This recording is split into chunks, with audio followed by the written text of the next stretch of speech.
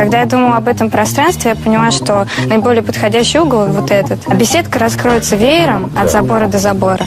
Часто при закладывании фундамента загородных построек приходится проводить ряд подготовительных работ. Выкапывать ямы, выравнивать поверхности. Мы пошли другим путем и решили установить фундамент на винтовых сваях.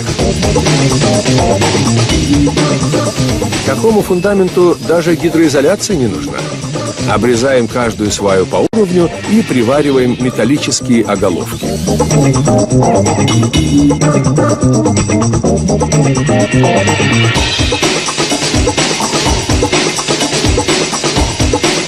Функцию нижней обвязки в данном случае выполняет деревянный ростверк, который фиксируется с помощью специальных шпилек. Теперь устанавливаем вертикальные стойки. Они должны быть основательными, ведь будут держать всю конструкцию. Набиваем лаги для пола. Ну вот, скелет нашей будущей постройки готов.